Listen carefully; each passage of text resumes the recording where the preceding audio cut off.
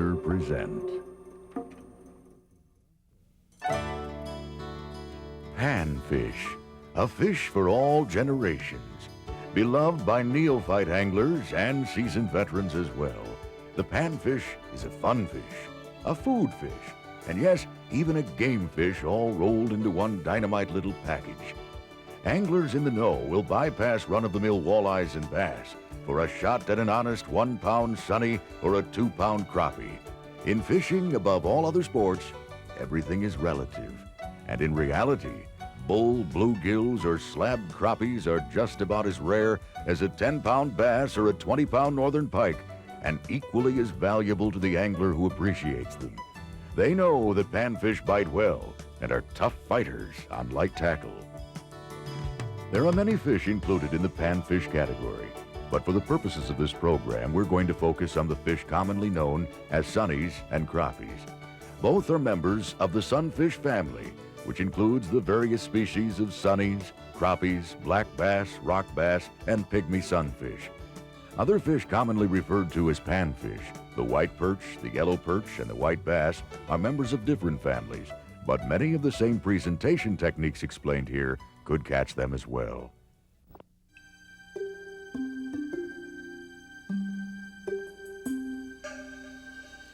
We begin our study of panfish in spring, the time of beginnings.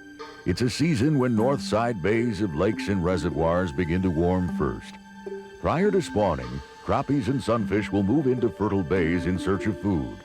Smaller fish feed on zooplankton, larger fish on minnows and small invertebrates. During this time, fish will range from extremely shallow to 10 feet deep or so, depending on prevailing weather conditions. Cold fronts push them out and down, while warm, stable weather brings them shallow again. Let's join In-Fisherman editor Doug Stange during the tail end of the pre-spawn movement as he chases some big bull bluegills.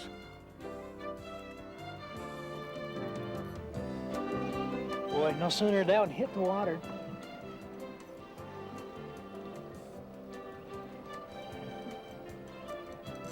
Boy, those fish are tough.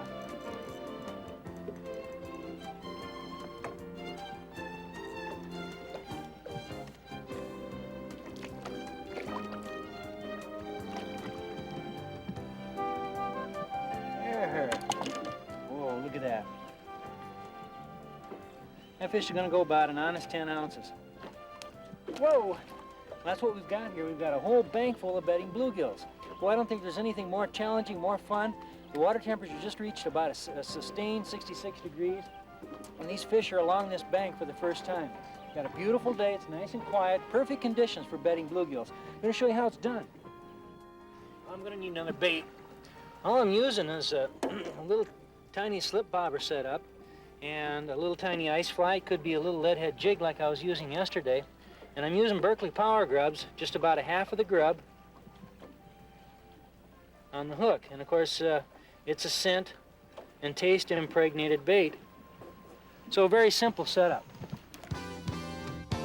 There are seasons and situations where float fishing, bobber fishing if you prefer, is essential to catching panfish. And a lot has happened to the lowly bobber in the last decade or so, thanks primarily to our European friends and the finicky fish that they have to contend with. Today, different styles of floats exist to meet any fishing scenario, from ultralight, stillwater, sliver-like designs to detect the lightest bite, to floats manufactured to handle rough current and waves. For fishing in deeper water, slip floats allow you to reel a sliding float all the way into your bait or lure for easy casting. Then as they land on the water, the line pays out through the float. It's stopped by a bobber stop attached to your line at the depth you choose. This gives you absolute depth control. Casting bubbles, on the other hand, allow you to weight the float by letting in a small amount of water. With the proper rod and reel, you can fire these babies halfway across a bay right into the wind. Whatever style of float you choose, a good rule is to counterweight it with lead shot or a jig if that's what you happen to be using, so the float just barely floats. This minimizes resistance to the fish and makes bites easier to detect. Using the right bobber for the task at hand means more fish each day that would otherwise be missed. Proper float selection and use is very critical to today's fishing. Another revolution that has occurred thanks again to our European friends is the development of ultra-long, lightweight poles. These range in length from models maybe 10 feet long to poles over 50 feet long, yet a 50-footer may weigh only 2 pounds or so. When fish are in close to shore or other cover, a good pole angler can easily outfish an angler with a rod and reel, almost every time. In pan fishing, simpler often is better. When you're talking about line, there's one rule that always applies. Use the lightest line that you can get away with. These days you can purchase whisper-thin line of 1-pound test and even lighter. And there are situations where this line will outperform heavier line 2 or 3 to 1. Except for extreme situations, we suggest that you never use line heavier than 4-pound test for bluegills or crappies. Heavier line just usually isn't necessary, and it's going to turn off a percentage of the fish that you're trying to catch. In this particular situation, the fish are real shallow. You know, they're all in less than 2 feet of water, and I'm fishing about 6 inches off the bottom. Casting out, trying to stay a long ways or cast a long ways in front, so I don't spook fish. There's one. Boy, are those fish tough, I'll tell you.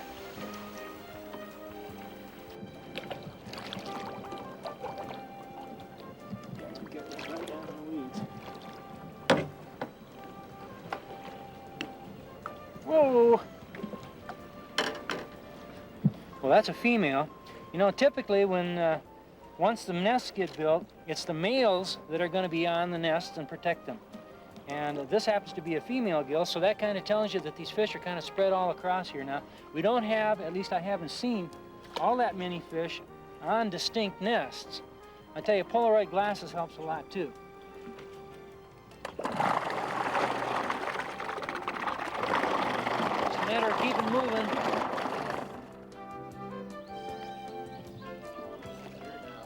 I tell you folks, I'm using ultralight tackle here. 2-pound test line with a very, very long rod. And there's a reason for that.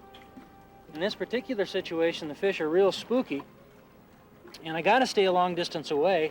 And the long rod lets me cast farther, It also lets me handle light line very efficiently. And you know, I tell you, the standard for ultralight tackle in the old days used to be about a 5 to 5.5 foot rod. And that's really changing. Nowadays, we're going longer. Almost all the companies are. Everybody now is making 6 to 6.5 foot ultralights. And this one, of course, this is a European model, and this one happens to be 12 feet long. A lot of advantages to length in this particular situation, for sure.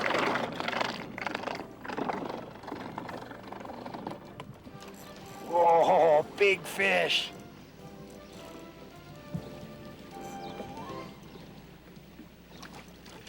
Ah, not as big as I thought. Pretty fish, though.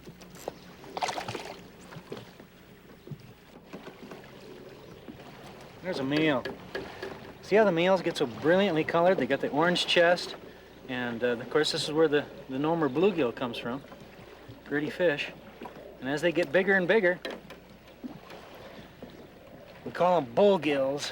And the reason they call them that is because if we get one here in just a little bit, but look at this one already. This is about a 9-ounce bluegill, and he's already starting to get this nice little forehead overhang here. And look at the chest on that guy. That's a good fish. That's a nice, healthy male. I'll tell you that right now. But I tell you what, this one's about 8 or 9 ounces. Just wait till I get one that goes about 10 or 12. I tell you what, a lot of people talk about 1-pound bluegills too. They're far and few between on the scale.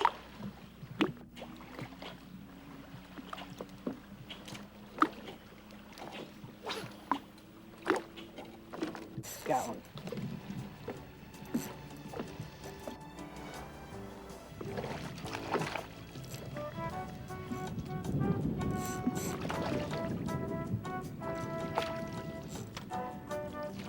There we go. There. Perfect illustration. Now see, there's the female. Female doesn't have the bright orange brilliant chest. A little bit thinner fish. And then he's got the, of course, this time of year, the tummy's all nice and rotund like that. They haven't been spawning yet. Boy, there we go. Oops. Whoa.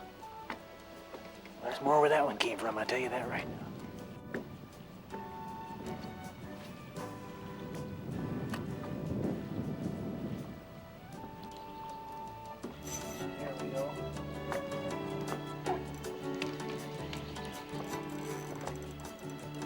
what that is, but it's big.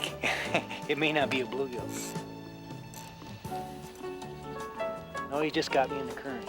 You know, those fish move to the side like that, and they just kind of stay quartered away from you. And it's almost impossible to move them at long distance. Boy, this guy is a great big bull.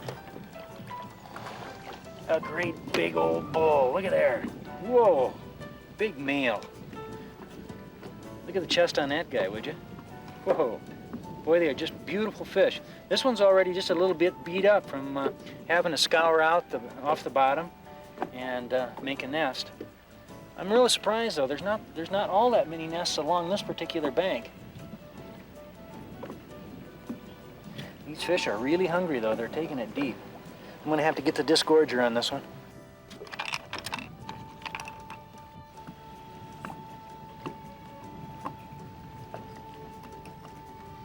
That little sucker is one of the handiest tools you'll ever have if you're interested in catching and releasing bluegills. And I'll tell you something, when you're looking for bedding bluegills, you know, early in the spring the fish will come into backwater areas where it's got real soft bottom. But that's just a feeding response, that's not a spawning response. A little bit later on they'll move out of those areas and they're going to look for harder bottom spots. Now, not smooth sugar sand, mind you. Is going to have enough stuff on the bottom that they can come in there and sweep a little bit away with their tail. So it's got to be semi-hard. It's got to be hard underneath but soft on top. You're looking for protected banks once again. Banks where the sun is shining in for a good part of the day to warm the water up.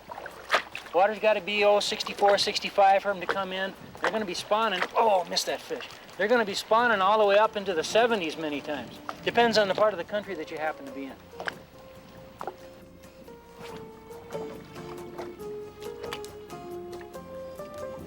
There.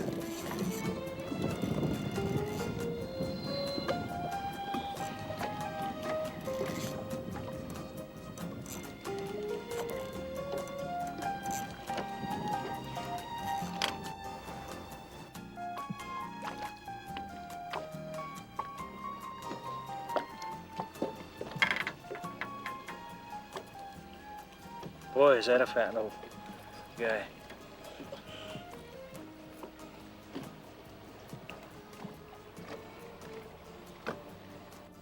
Boy, look at the tummy on her.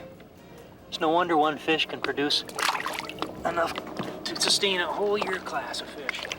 And you know, I really can't see at this distance, but every time I cast up into that area up there, I'm getting hit.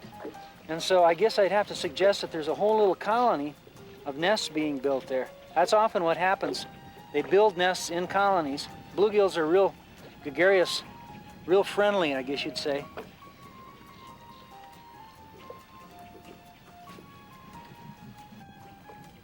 There, got it. Boy, that area is just full of fish.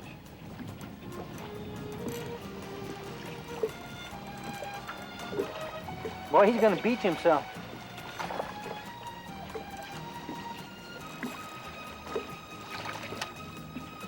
A little smaller fish. You know, so often people talk about how prolific these panfish are, and that's true. There's no reason that I couldn't be keeping at least some of these fish. What we typically do, however, is just before I'm ready to quit, I'll save, 6 or 7 or 8, depending on how many people I've got to feed, 6 or 7 or 8 of the smaller fish, you know, like the 8-ounce fish. I'll tell you something, the big fish, like the 12-ouncers up to a pound, it takes a long time for a bluegill to get that size, just as it takes a long time for a bass to get 5, 6 pounds. Those are the guys you want to release. Whoa, we're talking bonefish here. Only he fights harder. Look at that, he's pulling me into the shallows. That's a pretty good fish. Whoa. Oops. Whew. Whoa, look at that one. That is the most brilliantly colored one I've caught all day. Man, look at the colors on that chest on that fish. Boy, how much are you guessing this fish weighs? You know, most of the fish I've been catching today, I've been guessing at 8, 9, 10, maybe a maximum 11 and 12 ounces. But what about this one right here? Boy, is that fish pretty. I'm gonna weigh him here. Surprising how accurate this scale is. I'm guessing 9 ounces.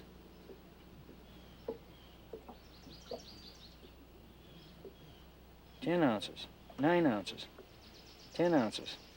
Well, anyway, he's right in the ballpark there. You know, folks, fish don't have to weigh 10 pounds in order to get people excited about fishing for them. All they got to really do is feel like they're 10 pounds when you're catching them. And that's bluegills, and one of the finest opportunities of the year is when they get on the beds for the first time and for the next 2, 3, 4 weeks after that. I tell you, if you're not excited, I sure am.